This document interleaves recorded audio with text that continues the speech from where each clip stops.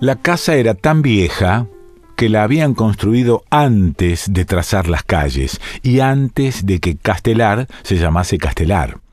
Decían que había sido el casco de una estancia o una quinta gigantesca.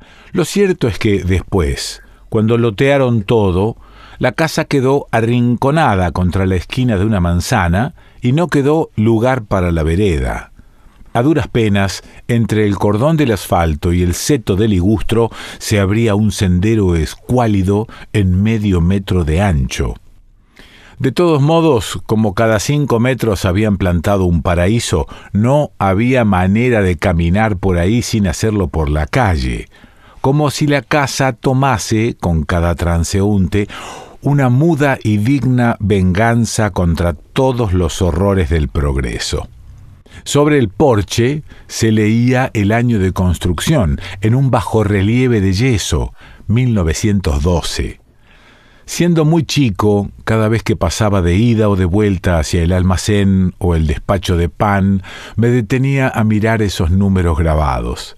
Me parecía imposible que existiera algo tan viejo.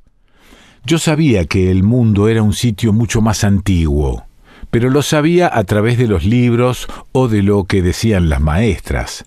Esa casa era la cosa más vieja que yo había visto, o eso creía. En realidad, abuelita Nelly había nacido en 1907 y era 5 años más vieja que esa casa. Pero como mi abuela no tenía la fecha escrita en ningún lado, me resultaba improbable datarla tan lejos en el tiempo. Además, mi abuela sonreía a menudo, cocinaba riquísimo y cuando venía de visita desde Flores me traía chocolates, y todo eso le otorgaba un aire irrenunciable de juventud y lozanía. La casa no. En ella vivían 2 mujeres solas, madre e hija, pero nadie las veía nunca. La madre, decían, era una anciana que no salía jamás a la calle. La hija era maestra, pero nunca la vi. La casa parecía dormir.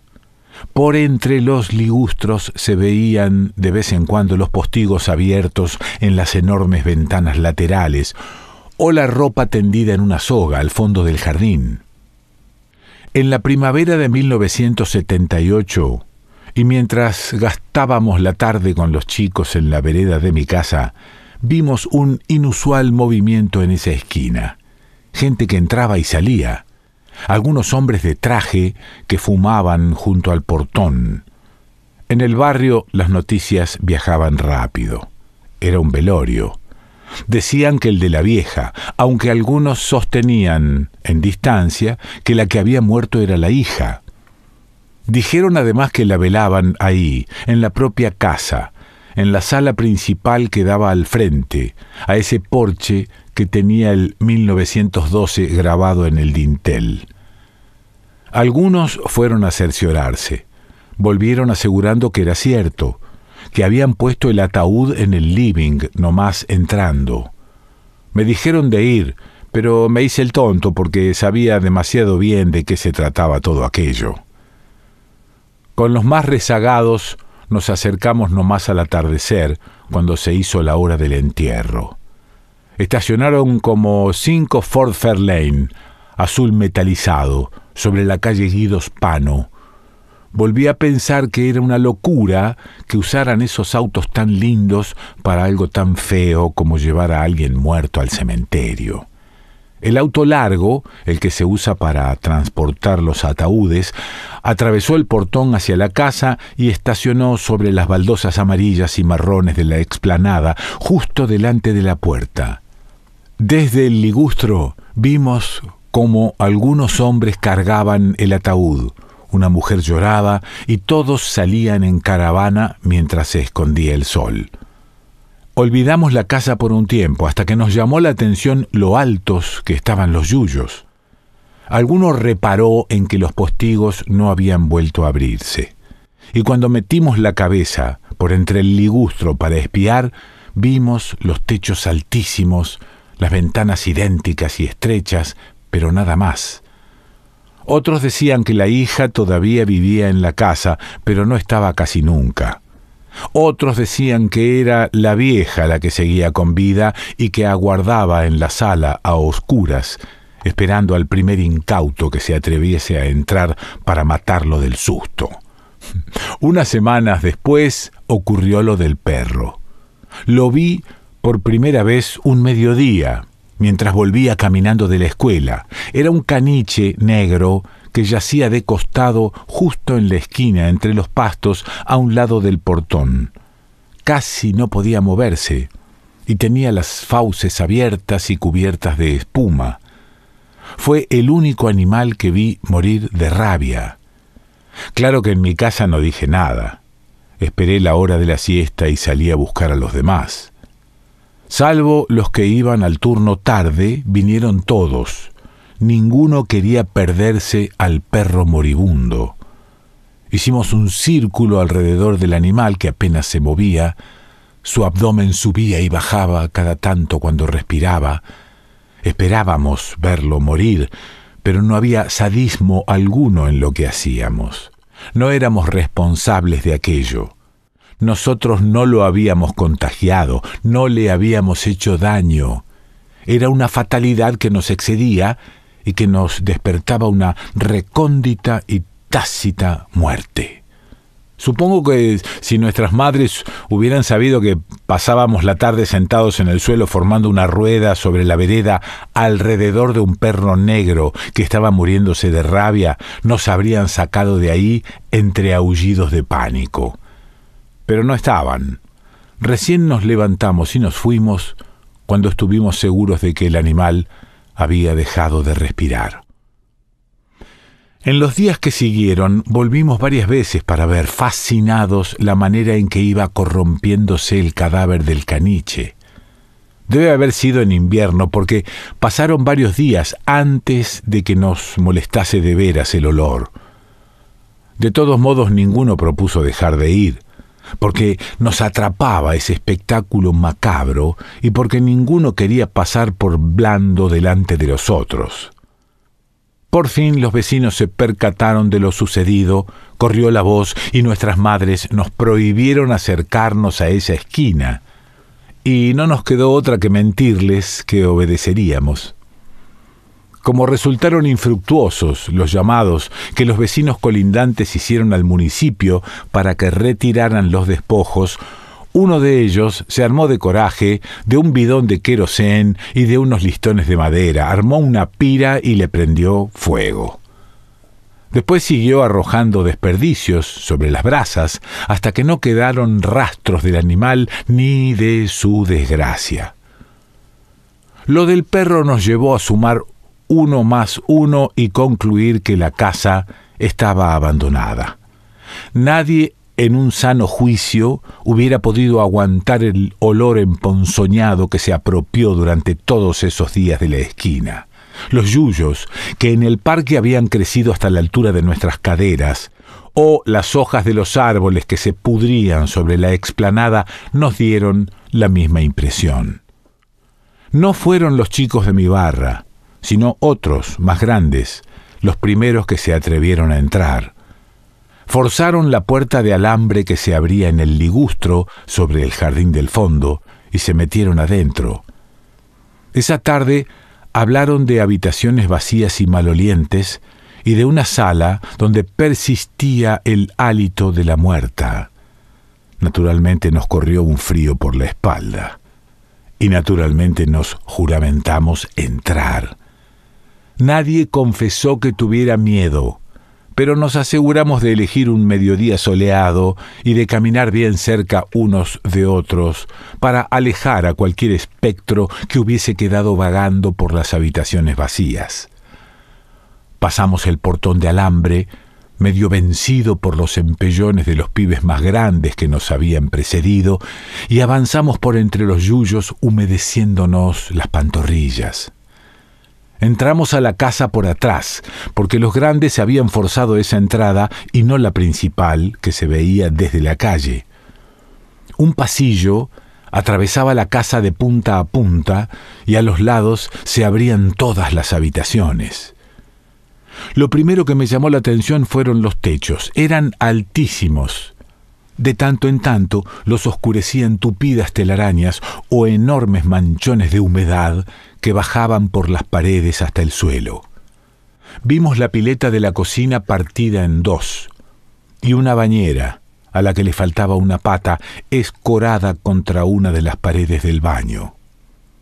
Aunque entonces no entendimos del todo, nos llamó la atención la edad de ese abandono. Había empezado mucho antes de que muriera una de las mujeres y de que la otra se fuera de la casa, como si el caserón hubiese muerto antes, mucho tiempo antes, y hubiera ido corrompiéndose como le había ocurrido al perro. Aquí y allá quedaban algunos muebles, una cama desvencijada. Cargaban con el desamparo y la soledad que quedan en los objetos que nadie ha querido llevar. Cuando más avanzábamos hacia el frente, más oscura se volvía la casa. Los postigos de todas las ventanas permanecían cerrados y nosotros habíamos dejado el sol en el hueco de la puerta del fondo, a nuestras espaldas, cada vez más lejos. Cuando llegamos al salón principal, la penumbra era más honda todavía porque los árboles del jardín delantero eran muy frondosos. «Acá velaron a la muerta», dijo Esteban, que había estado el día del velorio, y nadie agregó palabra. Avanzó hasta el centro y marcó una altura con las manos, un poco por encima de su ombligo. «Acá pusieron el ataúd, así, con los pies para allá, yo lo vi». Supongo que disfrutaba de nuestro pasmo. Señaló una de las paredes. Ahí apoyaron esos cosos de flores que parecen escudos. La muerta tenía puesto un camisón blanco, todo así. Acompañó el todo así con un gesto de frotar el pulgar con el índice y el mayor, como quien roza una tela finita, como un tul. Yo sabía que eso no era un camisón. De hecho, sabía que su nombre correcto era mortaja. Y sabía que los arreglos florales no eran escudos, sino que se llamaban coronas. Pero, contrariando mi costumbre de demostrar mis abundantes conocimientos teóricos, permanecí callado. No quería demostrarles a mis amigos que yo era, de los que estábamos ahí, el que más de cerca había sido rozado por la muerte. De todos modos, esa muerte no dolía, solo asustaba. Una muerte ajena, de una mujer a la que no habíamos conocido. Esteban nos hacía de guía y nos dejábamos llevar. Ahí los sillones con gente observando. Ahí los tipos parados que fumaban y hablaban en voz baja. Nos quedamos lo suficiente como para que nadie pudiera acusarnos de miedosos, pero hicimos más rápido el trayecto de vuelta que el de ida, porque ahora teníamos la luz del sol llamándonos desde la puerta del fondo, y a nuestras espaldas se cernía esa sala oscura y húmeda en la que todavía se palpaban las ceremonias de la muerte. Pero cuando ganamos el jardín enmalezado, no nos fuimos. Rodeamos la casa hasta el frente, hundidos hasta la cintura en el yuyal y arriesgándose a que alguien nos viese desde el portón de entrada. Esteban se plantó delante de una de las ventanas altas. Como todas las otras, tenía los postigos cerrados. Se agachó para recoger una baldosa floja, desprendida de su sitio por la presión de las raíces de los árboles. La sopesó en la mano derecha, la levantó y la arrojó contra los postigos. Saltaron algunos pedazos de madera podrida. Esteban levantó de nuevo la baldosa y volvió a tirarla casi sobre el mismo sitio. Quedó un boquete un poco más grande que su mano. Forcejeó hasta que hizo saltar la traba y consiguió abrir los postigos, o lo que quedaba de ellos. Levantó la piedra por tercera vez. El ruido de los vidrios rotos me erizó la piel. Alguno le dijo a Esteban que la cortara, que iban a retarnos, pero lo hizo por cumplir, no porque de verdad quisiera detenerlo. Enseguida Sergio empezó a imitarlo. Damián también. A los 2 minutos eran varios los que se agachaban para aflojar baldosas. Las tablas de madera de los postigos saltaban de su sitio casi sin ruido. Soltaban un rumor apagado, como quien golpea un felpudo mojado, de tan podridas que estaban. Yo fui de los últimos porque hacía poco que andaba callejeando con mis amigos y todavía me costaba un arduo trabajo interior caer en la tentación, portarme mal y disfrutarlo. Pero cuando me decidí, me entregué al festín de piedras con alma y vida, encaré una de las ventanas que seguían intactas y me aboqué a su destrucción con la energía de un converso. Cuando logré abrir la persiana, rompí con primorosa aplicación los 10 paños cuadrados de vidrio repartido. No sé en qué pensaban los demás, por detrás de sus gritos y de sus risas. Yo no tenía tiempo, ni de gritar ni de reír. Necesitaba destrozar todos los vidrios, y detrás de los vidrios todos los ataúdes, las coronas y las mortajas. Salimos disparados como liebres cuando escuchamos los primeros gritos de la vecina, aunque los yuyos enormes nos dificultaban la marcha y de vez en cuando nos hacían caer. Mientras me encaramaba en el portón de alambre, que ya casi yacía en el piso a fuerza de empujones sucesivos, me di vuelta para ver otra vez la casa. Ya no le tenía miedo, y creo que los demás tampoco.